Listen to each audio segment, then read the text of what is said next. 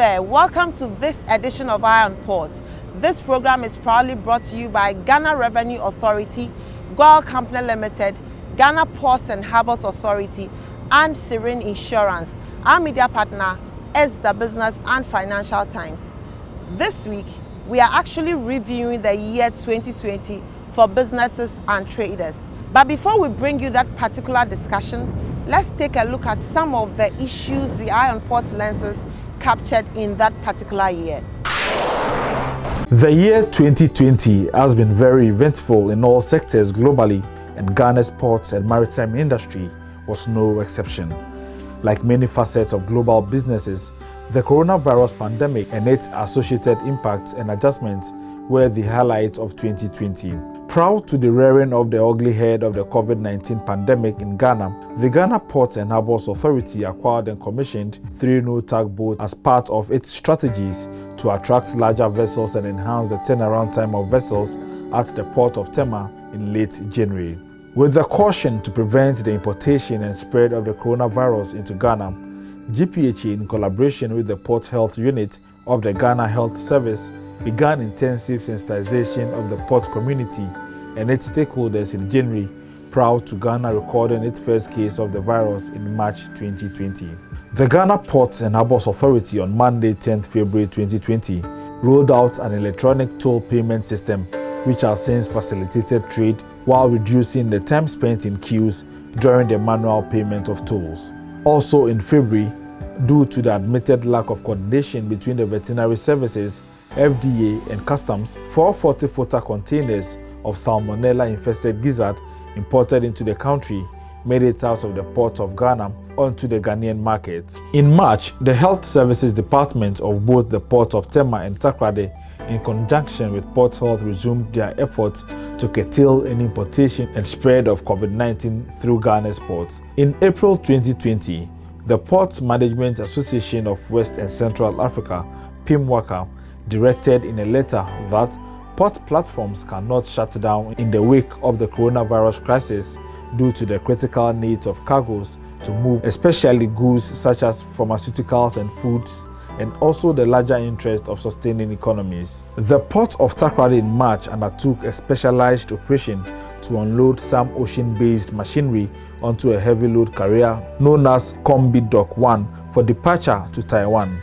In April, due to COVID-19 measures adopted by banks in the country, long queues characterized the banking area of the Tema Long Room, where the banks accepting payment of duties operated with limited staff at the port. Another factor which also contributed to the long queues is the fact that the shipping lines were refusing to accept cash payments in their various offices, contrary to the status quo. The Ghana Ports and Harbours Authority subsequently waived all storage and rent charges considered as time-related penalties in the cargo clearance processes at its Golden Jubilee and transit terminals, resulting from the COVID-19 induced restrictions on movement of persons. Some shipping lines like Grimaldi, Pearl, and Maersk Line also waived demurrage charges for the period between 30th March to 19th April 2020.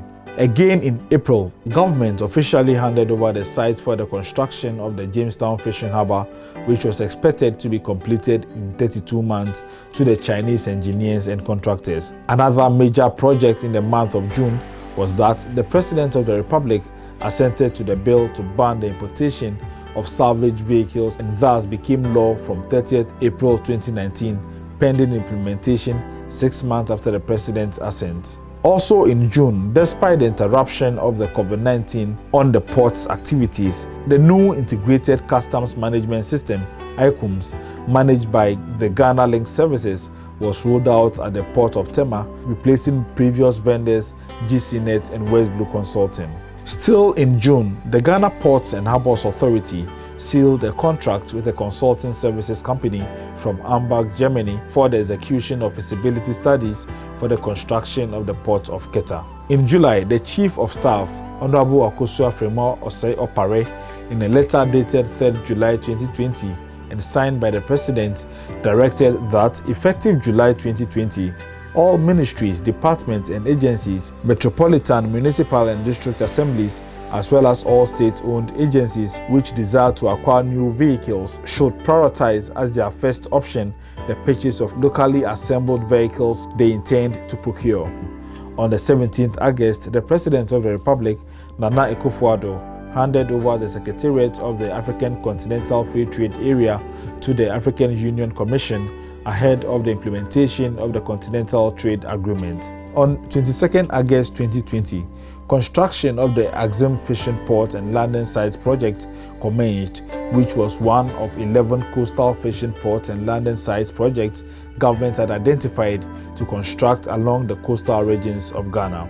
The construction of others, including Diskov, Mori, Mumford, Elmina, Winneba, Senyabreku, Komwafete, Otuam, Teshi, Jamestown, and Keta also followed. In September, the Ghana Ports and Harbours Authority and Marshall Oil and Gas Services entered into a commercial contractual agreement for the latter to develop, finance, manage, and operate the Takoradi Liquid Bulk Terminal. The project was commissioned in that same month by the Vice President, Dr. Mahamudu Bawumia. In September, the union executives of GPHA inspected one of the organization's major infrastructure developments called the Kpong Unity Terminal, which was intended to serve as a new divining terminal for the port of Tema. The project was 97% complete at the time of the inspection. The International Maritime Hospital, the first of its kind in the South region, launched its oncology services as part of its mission of being a one-stop shop referral center that provides international standard healthcare services in a customer-centered and congenial environment. On Tuesday, 6 October 2020, the President of the Republic, Nana Dankwa Akufo-Addo, and his counterpart, the Prime Minister of Norway and co-chair of the UN Sustainable Development Goals, launched the For Better Business Together program in Accra.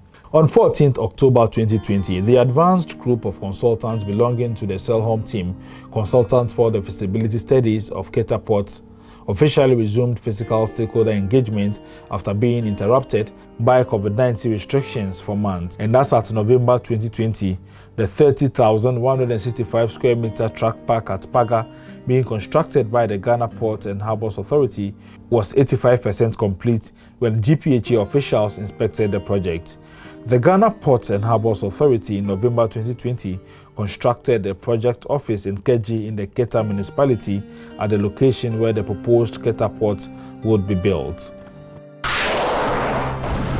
Now, back to our main discussion on reviewing the year 2020 for businesses and traders. Iron Ports engaged the CEO of the Private Enterprise Federation, Nana Osei-Bonsu, who described the year 2020 as a very difficult year for businesses. The Chief Executive Officer of the Private Enterprise Federation, Nana Osei-Bonsu, has disclosed that businesses need technical competence to add value to their product, financial resources, and availability of infrastructure in order to take advantage of the African Continental Free Trade Area, which commences on January 1, 2020. Technical, three things that we don't have: the infrastructure, technical skills and competencies, and the average cost of money. These three things, unless we put them in order, we're not going to be able to compete. The cost of money, I said, we're the highest in the continent. The cost of electricity, we're the highest in the continent. Now, if you add those two, how do you add value? As supply chain and resources in abundance. According to him, infrastructure availability is very critical for businesses to compete as the continent prepares for implementation of the AfCFTA.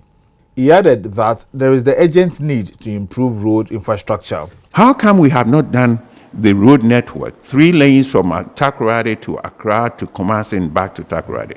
6 lanes. What is wrong with that? It's going to cost money, but we're going to yield the results so far as taxes to pay for it, so far as the delivery of the economy through those systems. So that infrastructure availability is critical for us to be able to compete. Speaking on Iron Port, the CEO of PEF asserted that businesses need to be given bank loans at a reduced lending rate as incentive so as to compete with their African counterparts who have this to their advantage.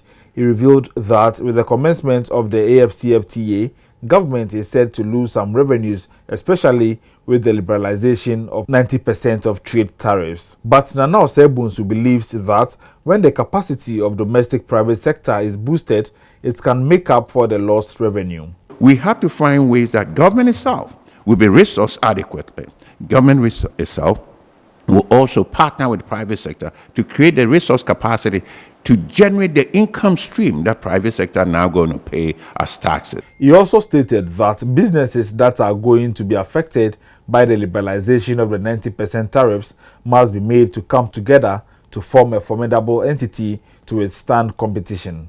Nana Osei-Bonsu also believes traders whose products fall within the 90% liberalization tariff regime haven't been sensitized enough for them to understand the impact this will have on their businesses. Because information and knowledge is critical for the businesses to know what they need to do.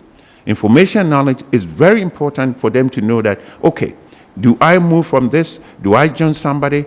Can I compete by myself? Can I reorganize my business in a way that I can take advantage of? The peripheral, even within my sector. Those are the kind of information that we haven't done. He called on government to focus more attention on agriculture so that the country can be self-reliant, after which it can export to other countries. Now, in abundance of agriculture products, 44.5% from the previous census of Ghanaian families are involved in agriculture. That's huge. That is way too much.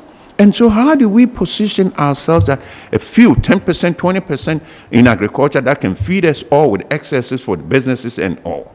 So those are the kind of things that we need to do. He said government should make a conscious effort through the provision of infrastructure and investment to control some sectors of the economy to be self-sufficient and reduce the high imports into the country. Let's think through which ones do we have the basis and the basics that we can add value and control the market. I would rather control a market like Americans do. America trades with the rest of the world, what? Not more than 15%. Everything they do is within the country. We can do the same. If we build our infrastructure, the road, the delivery, it takes, I think, Ghana, to export from Ghana, it takes about 8 days. To export from Morocco, it takes half a day. Now, you compare that. Nana Osei-Bonsu entreated Ghanaians to change their taste for foreign goods and begin to accept locally manufactured products. Ghanaians have a tendency to prefer foreign products.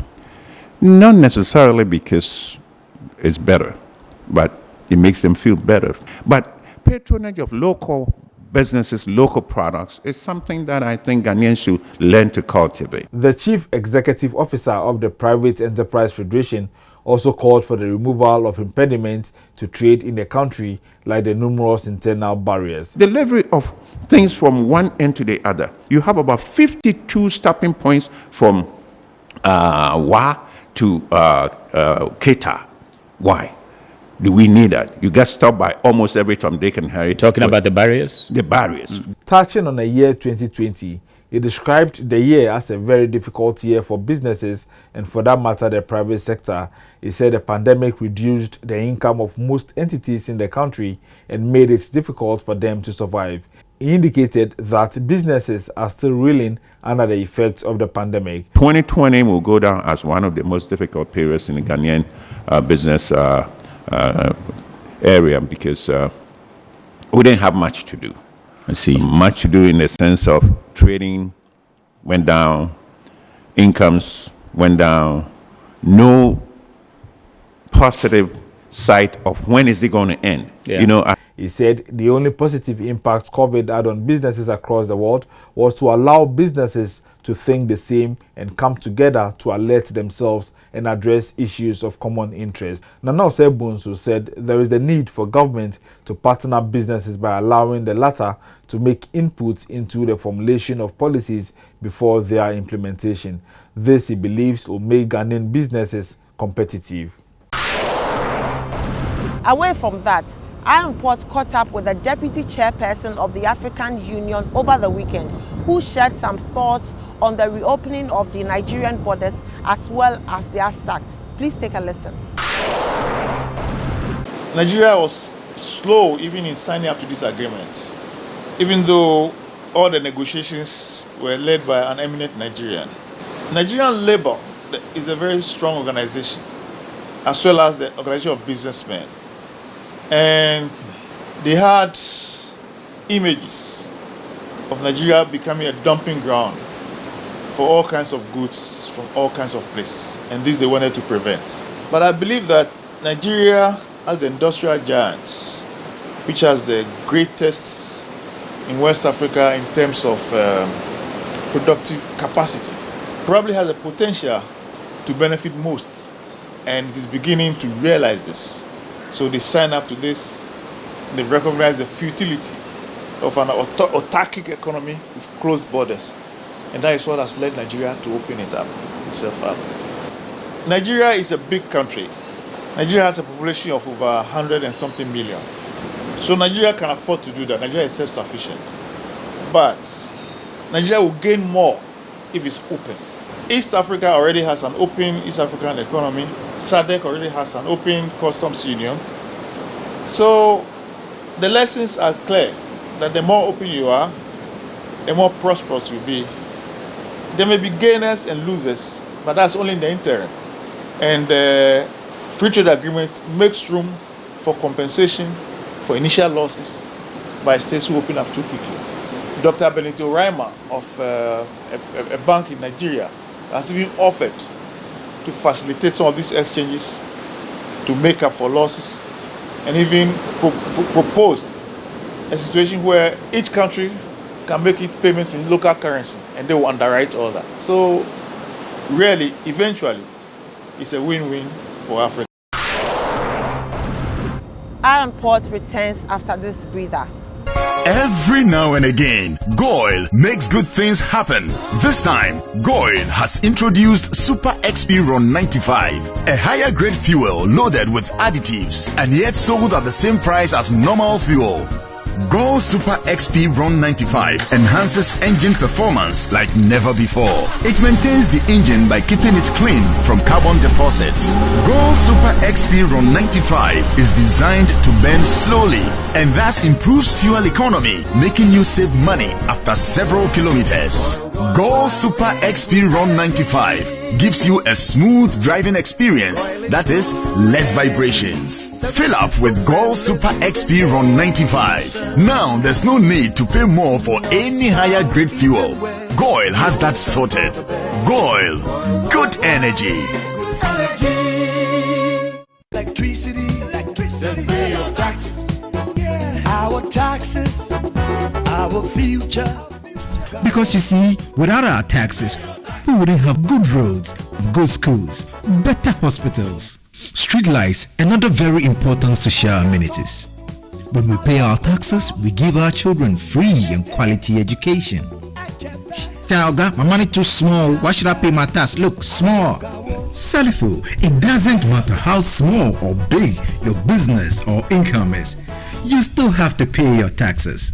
The little taxes from each and every one of us, when put together, could give your community clean water or that deprived school with tables and chairs. Please pay your taxes. It is your responsibility. It is your civic duty. It is the law. Oh, how are you? Hi Yvonne, a few words please. Everyone is talking about the fire at your production house last week. How are you holding up? Has production stalled? No, not at all. My crew and everyone on my set is perfectly fine because I insure with Serene Insurance. As a matter of fact, I've had all my equipment replaced, including the vehicles that were affected. My workers have been sorted out. Even my production downtime has been covered. So it's all good. I have a meeting to attend to, so I have to get going. Sorry about that. Which insurance company did you mention? Serene Insurance, the new face of insurance, a member of First Sky Group.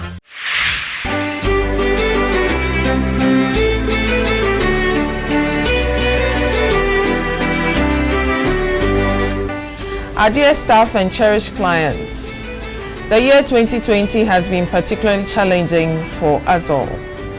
We have navigated turbulent times and our collective efforts have yielded great results. We would like to extend our warmest Christmas wishes to you and your families. Thank you for your dedication and commitment to our shared goals. Please unplug, relax, and settle into an enjoyable holiday season. May the coming year bring us better tidings. Afishapo.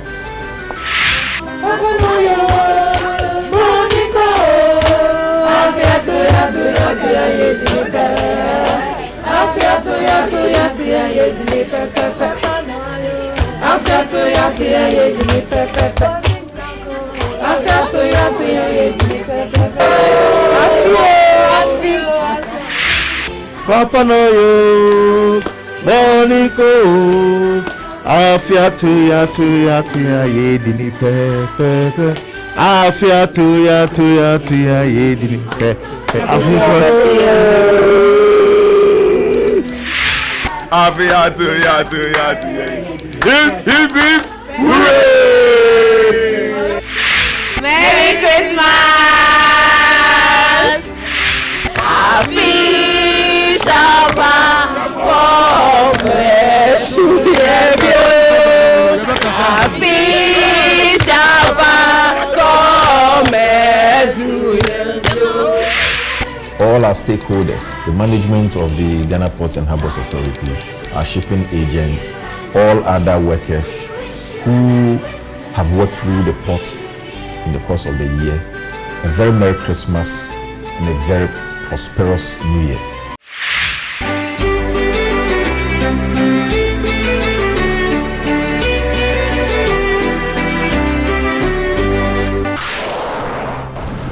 Welcome back from the break. News and activities happening within the port and maritime industry is up next.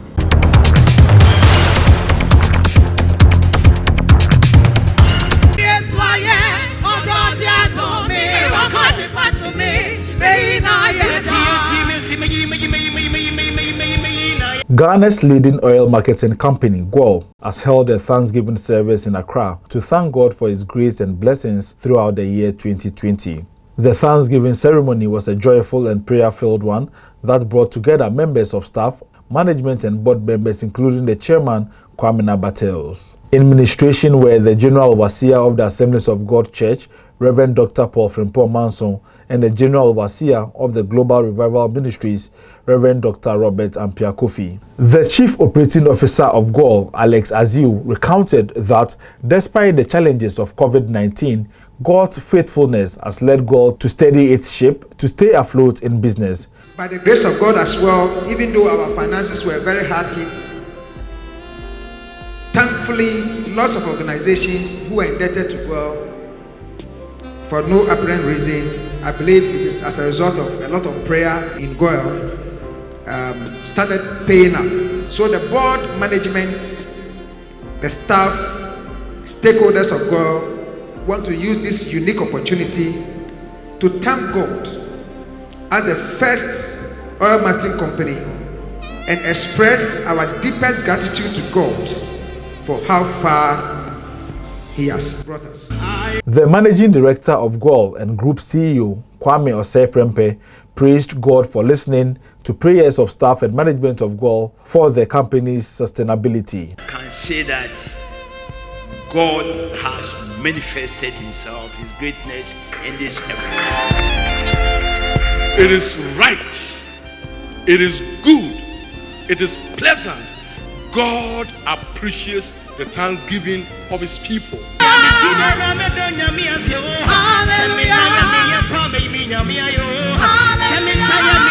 In a related development, the leading oil marketing company, GOIL, continues to reward its customers for keeping faith with the brand this far. To this end, GOIL is giving away some items to its cherished customers across all 89 service stations in the Greater Accra region this festive season for the loyalty shown to the indigenous company throughout the year 2020. GOIL across the various stations is distributing food items like rice, oil, canned fish, meat, breakfast items, GOIL branded souvenirs, African cloth, first aid kits, GOIL lubricants, and even free fuel. At the Bema Camp GOIL service station, staff of GOIL engaged motorists and urged them not to only continue to patronize the company's product for quality, but also do so as a patriotic gesture. A similar gesture was extended to the 37 service station, where customers benefited from several giveaways. We are running our end of year promo activities in all all our 89 stations in Accra. The reason why we are doing this promo is to give back to our loyal customers.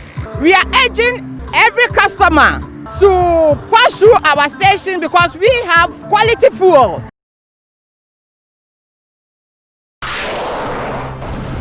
Let's take some international port news.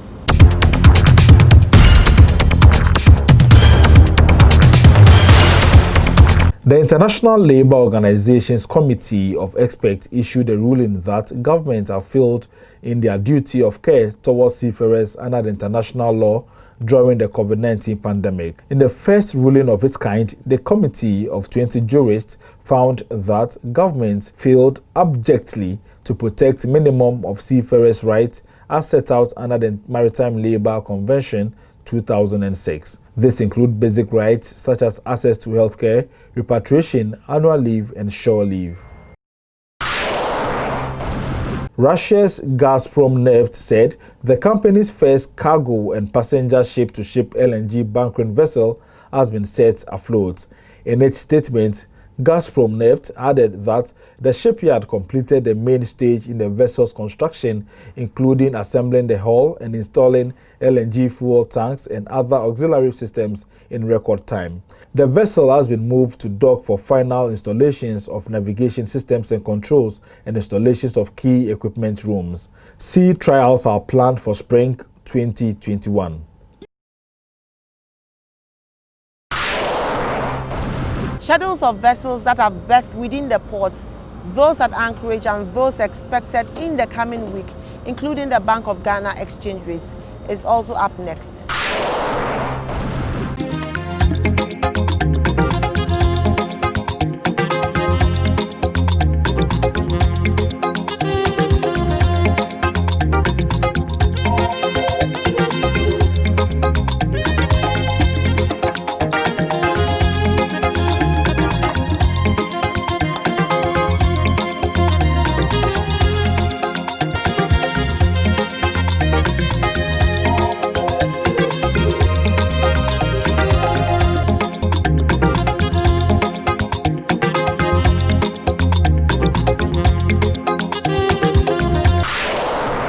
Next is your comment.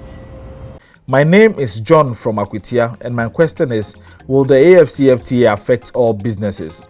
According to Nana Osaibunsu, the AFCFTA will not affect all businesses, but the 90% tariffs that have been liberalized. Yawasi Edu from Amasaman says, please ask Nana how businesses in Ghana can take advantage of the CFTA. Yao, Nana says with the right infrastructure, low lending rates and technical skills, businesses in Ghana will be able to compete favorably come January 1, 2020. Ama Adepa says, I agree with Nana Osebunsu that Ghanaians need to patronize made in Ghana goods. I also think Ghanaian producers should ensure that their products are genuine and of high standard. I believe this will fetch them a lot of businesses. This is where we end today's edition of Iron Port. Thank you for watching, and thanks to the entire crew.